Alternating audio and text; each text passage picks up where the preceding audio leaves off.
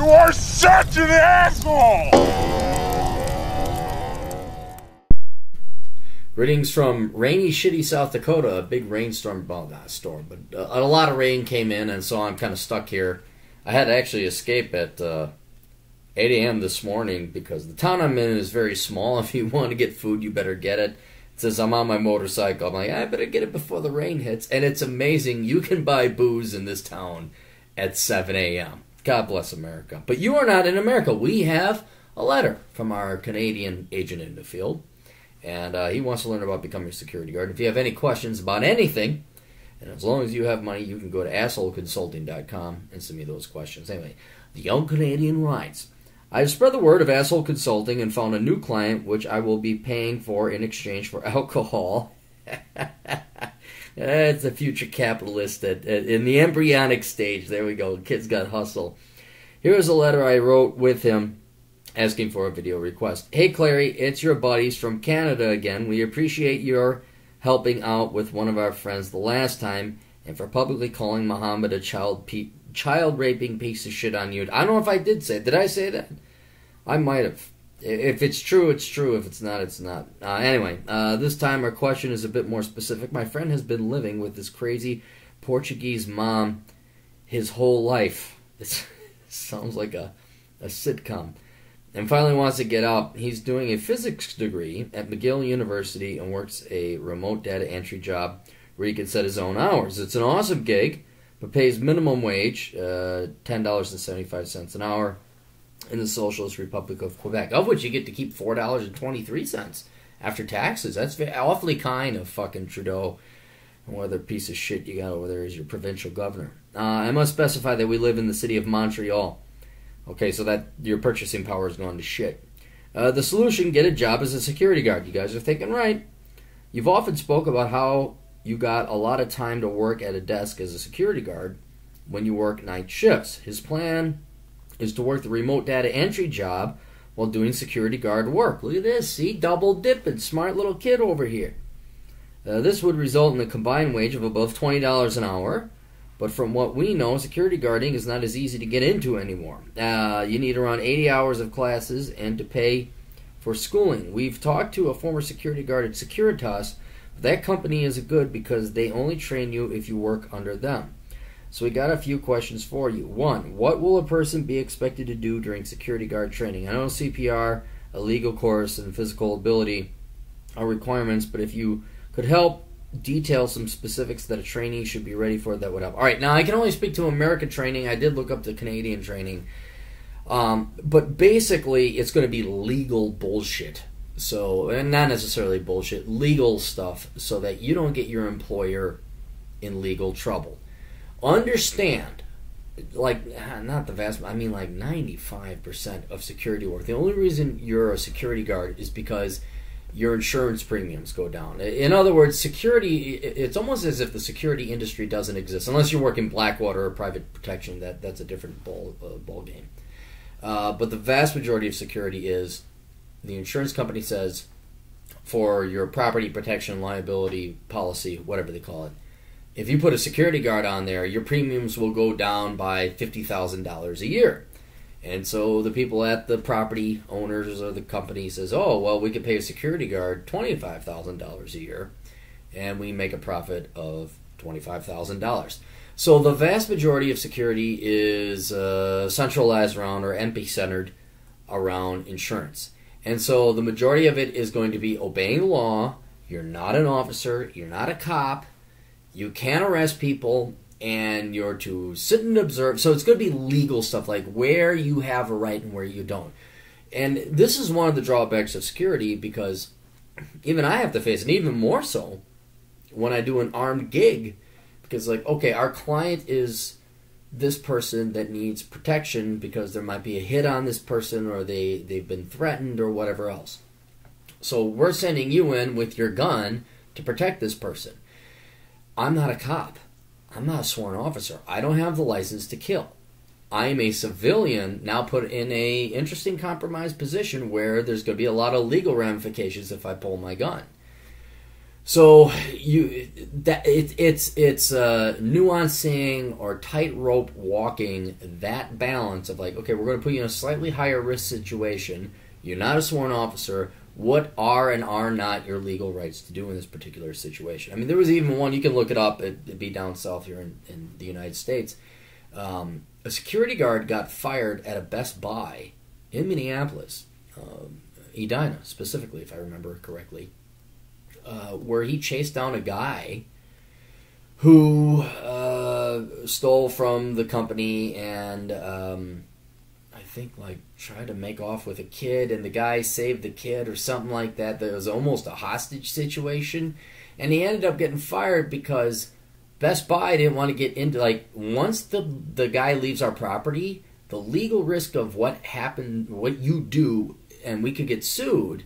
We don't want to have anything to do with that. So that's why they usually say if whoever, you know, I mean, if you're a kleptomaniac, all you got to do is get off the property. So you got to be a fast runner. I mean, like if it was me and I was like, okay, I mean, especially Target, because Target now hires nothing but a bunch of pussy women to be their quote security guards. I grab the biggest fucking TV and say, let's do the 100-yard dash and see if your fat, you know, ass can keep up with me.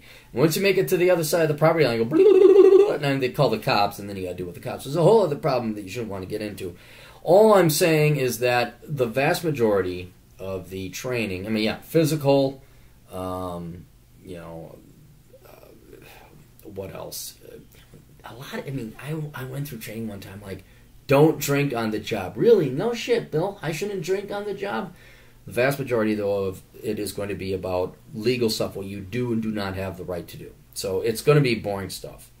Unless you want to get into armed security, that's a completely different racket.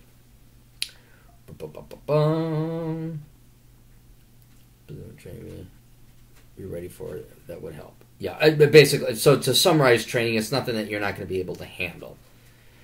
Can you help direct me to a training program that can certify me without forcing me to only work under one company? I can't exactly get a desk security job or those night security shifts needed to multitask, because a company like Securitas is telling me how many hours I can work, where and where I can work, and refuses to get me certified to work without them. There are a couple places. I did a Google search, and I charge you extra for that, because if you're going to charge me to do stuff you can do, that's like your parents filling out your college application. There are places you can go that are independent security training places, and if, you know, I provide a couple links, but you can certainly search Quebec Security Training Facility. You'll come up with a bunch of different places. Yeah, basically these companies are saying, like, look, if we're going to spend the money and time training you, you're going to go work for us. Now, once you get that certification, though, you can say, fuck Securitas, and, you know, I'm going to go over here and work for Garda. But yeah, there are some independent places that you can find. I'll link them below, but you can search them if those places don't have a schedule conducive to your schedule. Dang it! You guys typed in a small font. Now I gotta. It can work whenever you are certified. So, okay. Can you advise us on how to best look for this ideal type of security job, and how to make an appealing cover or CV, or we call it resume? This will improve my odds of finding the best possible work to fit around school. Okay, here's the deal. They usually say beggars can't be choosers. You got to be the chooser in this one, because you're not going to go work a security guard unless it benefits you. The pay is shit. It's very low. And so you basically have to say, you got to be upfront. Like, look, I'm a college student and I have no interest in jobs where I'm not allowed to work on my laptop or something like that. So you want this desk, building security, Paul Blart mall shit. Even the mall cops are more real security guards than the shit that I do. So you have a couple approaches to this. One, I'd find a security company that is not Garda or Securitas. Find some guy, that's who I work for, a small sole proprietor entrepreneur type. He's got a niche, and the vast majority of the security shifts are sit on your ass and don't do anything. So that's the kind of stuff you're looking for. And be right up front with them and say, look, the pay isn't that high. The only reason I'm interested in this is because I can work from my laptop. I'll be a good security guard. I'll do the patrols, like the fucking Wang Baton, whatever the fuck it is. But if you're expecting me to, like, you know, go and patrol a parking ramp downtown Montreal when the bars let out. Obviously, you can't do that. Now, that being said, let's explain another aspect of the security industry. Whether it's Garda or Securitas or the small entrepreneurial player that I work for, they have their bread and butter gigs. They have their bread and butter contracts. And these are the ones where you're not going to be able to sit on your ass and work a security gig. And pretty much every security company I've worked for, you have to kind of put in your dues for about a month to 3 months working these shit security gigs. When I was in college, it was, you had to patrol in minus fucking 25 degree weather. Fahrenheit, I know you guys are on the fucking Celsius thing.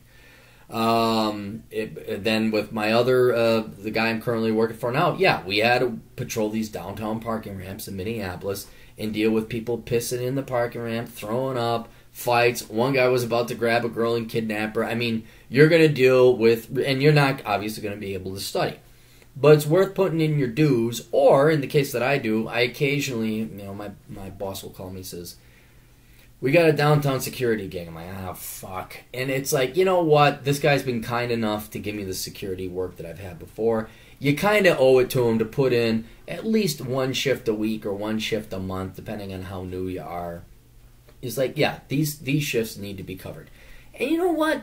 Sometimes it's cool. You don't want to just be sitting there on your ass the entire time. Sometimes you get a little bit of excitement in life. So out of courtesy and respect, and to kind of earn your stripes, earn your way into it, you got to work some shit shifts to end up getting the cake shifts down the road. So that's just been my experience with every security. And I've worked for like 4 different security companies. Of course, 2 of them went out of business because they were so mismanaged. But there's the cushy little nice security guard gigs. But if you're a reserve officer, somebody that's on call, you should take the occasional crap gig that nobody wants, where there might be a little bit of danger and risk. You might get in a fight, you might have to mace somebody, so what? But that's kind of like, you just don't come in there, well, my name's Thaddeus McThaddeus, and I can only work in a secure environment where I'm not bothered and I have to write my latest book, because that's pretty much what I do now. But to get to that point, I had to fucking deal with, I remember there's this fucking Iraqi dipshit, spoiled little cunt, came in, dad had a ton of fucking money, and that's the only reason he was there. He had a fucking Infiniti or Lexus. And he was like drinking. I'm like, I thought the fucking Muslims weren't supposed to drink, but it didn't matter. He just takes the glass and throws it. I'm like, dude, what the fuck? Fuck you, goddamn rent a cop. Okay, fine. You know what? But anyway. So it's that kind of babysitting. That's what it is. Babysitting loud, drunk, violent people. You're going to have to do that. So.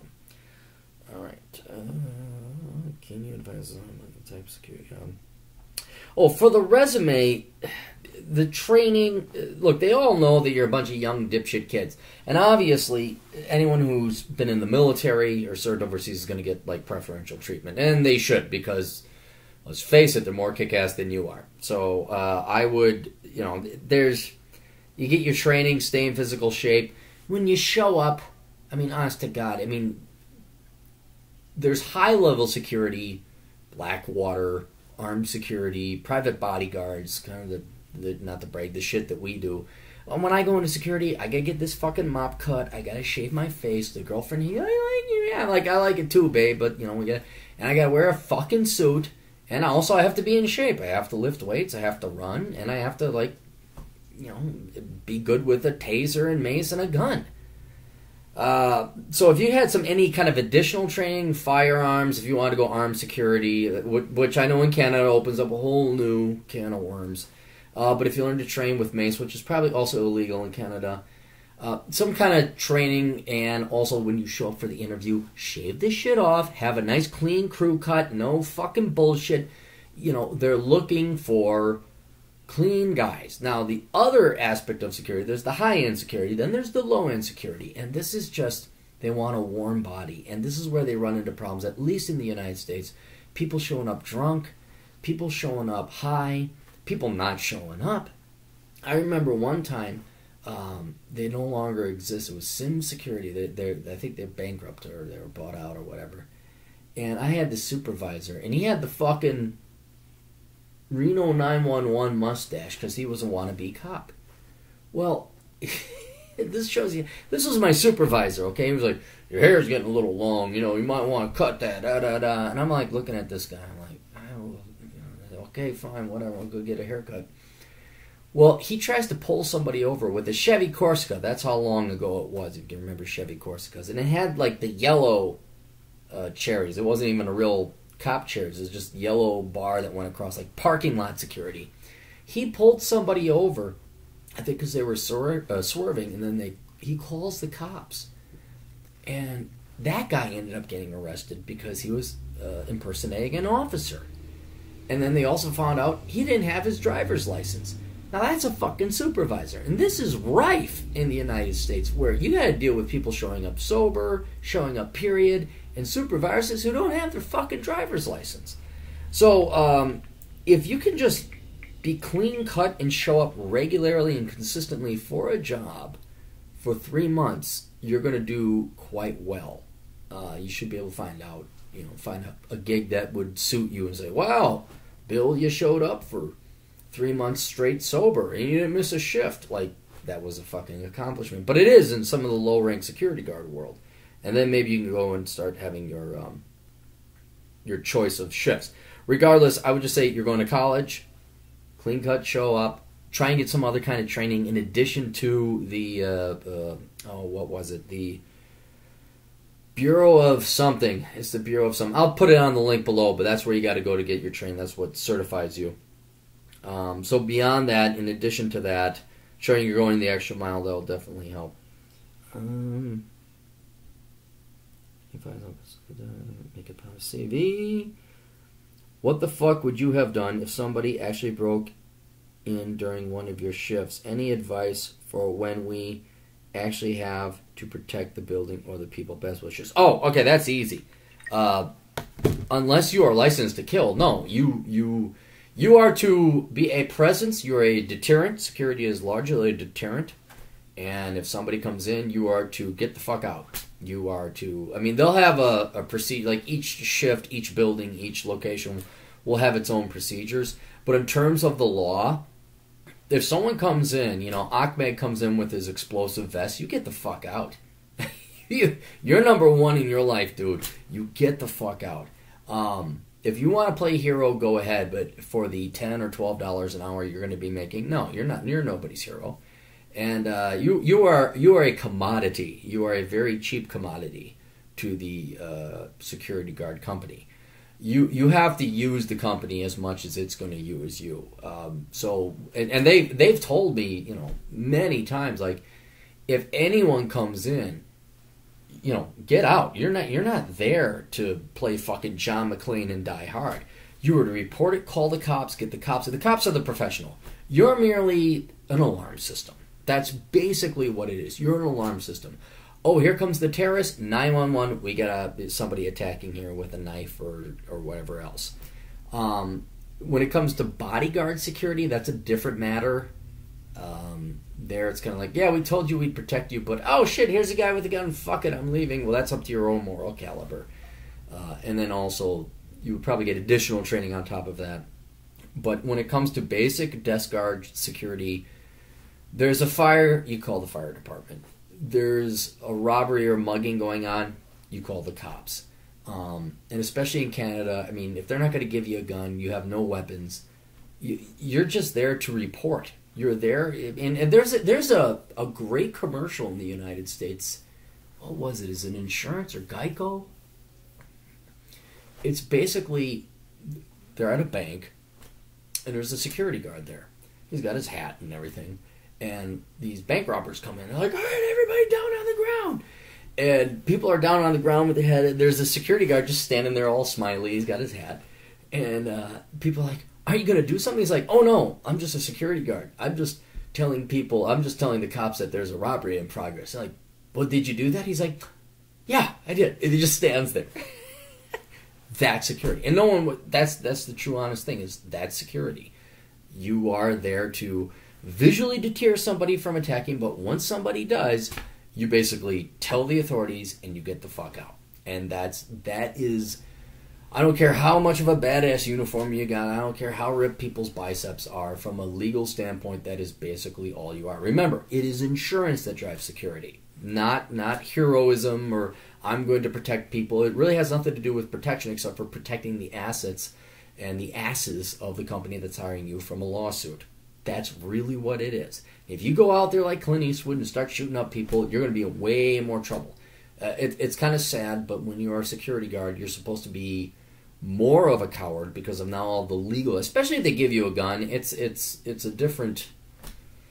It's like, wow, you really gotta play it cool and talk people down because okay, I have a pistol and I have the ability to kill somebody, and if I pull it out and I do kill someone, oh shit, now you're looking at jail time. So it's jail time because you want to play hero, or hey, you know what? I called the cops and then I exited stage right through the secret door nobody else knows about. And that's cool. There's a hostage situation, but not your fucking problem. That's the cops. And here's a little bit of other thing. The cops don't like it when you step on their turf. If you try to help out, if you try to like save the day, cops are like, we're professionals and we know what we're doing. Da, da, da, da, da. And Peaceview want to say, you know what? Fuck you, cop. Here's a good, bad situation. What am I supposed to do? Not fucking take the guy out? What are you... Well, you don't know what you got to... You know what? Let the cops handle it. They're so insistent upon it, not to mention they have the backing of law to throw your ass in jail for a murder racket, or manslaughter or whatever. You know what? Anything happens, you're a coward. You get the fuck out. That doesn't mean you're an actual coward. It's just those are the rules you play by. And especially in Canada, I can't imagine how... I mean, it's pretty bad here in the U.S., but I can't imagine what pussy laws you guys got in Canada. The cops are the professionals. They know everything. I mean, honestly, to kind of show you how steeped or accepting of this philosophy or culture, like if I was a security guard, terrorist takeover, whatever, and I were to escape... And, oh, well, you could have stopped that one terrorist if you shot him or you tackled him or whatever else. But I didn't because I followed the rules, and then it ends up 2 people die. I don't care because those are the rules that society set forth. Whoa, you don't want me to be a hero because you're going to throw me in jail? Fine. No. Here are the consequences. 2 dead hostages. I would sleep just as soundly. So you really have to kind of not... You're no hero. You are not a hero. You're a schmuck in a uniform. That's what you are when you're in security. And you're there to make your money. You're there to use the downtime. You're there to lower people's insurance premiums. And then you get the fuck out if any bad shit happens. Honest to God, like when I'm at home, I have way more legal rights to kill anyone that comes even close to me. But when you're a security guard, you are at a disadvantage. And it's best to play the coward and get the fuck out. That's basically it. So, anyway, hope that helps out. I'm sure there's not an exact direct translation between being a security guard in the United States and legalese between that and Canada. But that is shit they're going to cover. But in general, I can guarantee you don't play John McClane. You're not a fucking hero. You make that job work for you. And if they're saying like, well, no, you got to work 1.5 years at Securitas and these shitty overnight things where you're patrolling and you can't. No, then it's not worth you. Become a librarian.